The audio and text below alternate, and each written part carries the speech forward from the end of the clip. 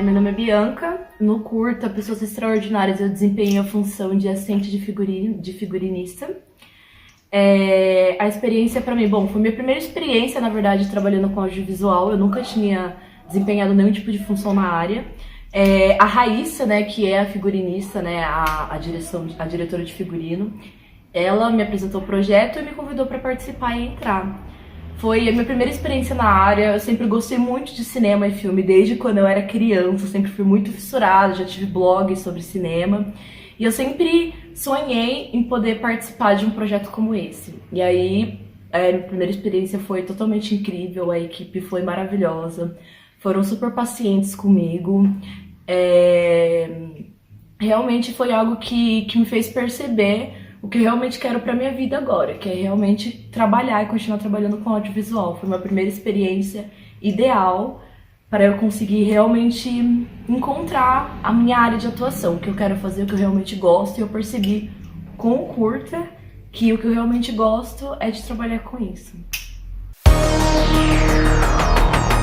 Tudo que eu queria falar é isso, que é possível fazer, é isso que a gente está tentando mostrar com a produção do Pessoas Extraordinárias, inspirados nos filmes sobre astronautas, porque eu sou muito fã de exploração espacial, a história mesmo.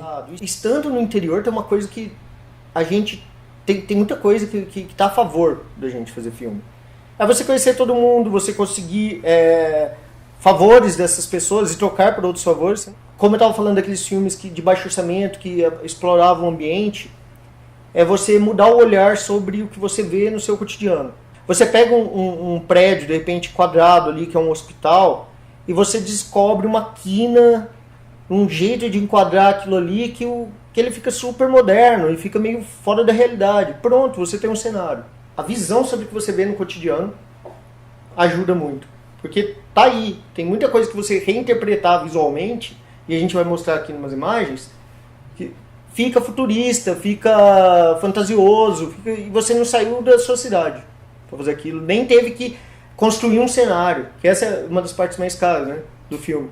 Então a gente economiza nisso, a gente vai em locação. Então a pesquisa de locação às vezes custa um pouquinho de gasolina, porque a gasolina tá cara e tal, custa tempo, custa, mas você economiza um monte se você achar uma locação boa, você economiza muito e torna o filme interessante visualmente. Né? Já é metade do caminho andado para fazer aquele filme ser uma ficção científica legal. Mas é isso, gente. Com pouca grana, o negócio é investir em criatividade, né? Fazer muita pesquisa. Uma coisa que eu e a Rai fizemos, sei lá, por 2 anos, só pesquisa. Do que a gente gostaria de fazer, do que a gente gostaria de ter no filme, do visual, procurar referências. A gente pensou no retrofuturismo ali. Nos anos 70 era o auge da NASA e eram as nossas referências.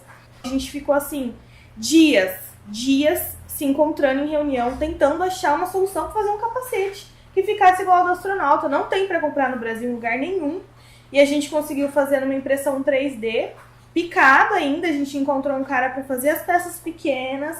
A gente encontrou um cara de outra cidade, foi Jaú?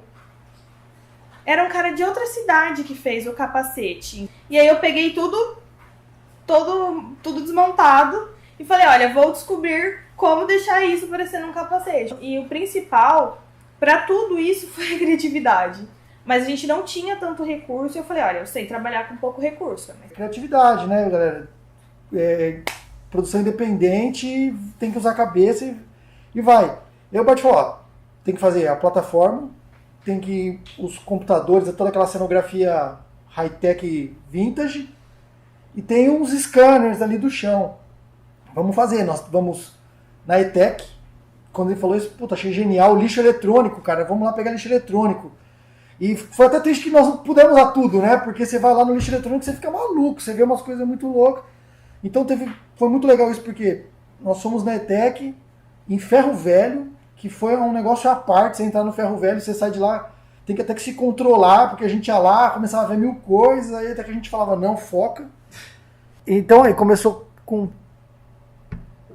tipo um desenho assim, que era... Tá bom assim, dá pra ver? Tá. Que é um corte lateral, né? Que começou na mão mesmo. E aí, como a gente vai achar o cara que vai fazer essa parada? Beleza, quem que vai fazer? De ferro é inviável, né? Ia ficar caro, para carregar ia ser impossível. E marceneiro, quem que faz? Até que uma amiga minha fotógrafa, ela falou, ó, tem um cara que ele fez para mim meu cenário, ela tira foto de criança, e o cara, eu falei, puta, meu, só esse cara vai resolver, né? Porque é o cara que faz uns bagulho meio maluco. E o cara foi genial, porque ele já falou, tô indo aí, quero conversar com vocês, preciso ir aí para encontrar. Ele nunca tinha trabalhado com coisa relacionada a nada disso. Aí até que o dia que ele mandou um vídeo, que eu não tenho o vídeo aqui, mas ele mandou tipo isso aqui. Aí a gente foi a delírio, porque ele falou, puta, o cara conseguiu fazer um negócio, cara. Bom, eu já tinha tido estufa de horta. Falei, Bart, a única coisa que vai refletir, cara, é um negócio que eu improvisei uma vez, que é aqueles refletor de carro, quando você para o carro no sol. Aí ficou demais, né? Tem aqui. Deu certinho. É que ele tá desligado o LED lateral.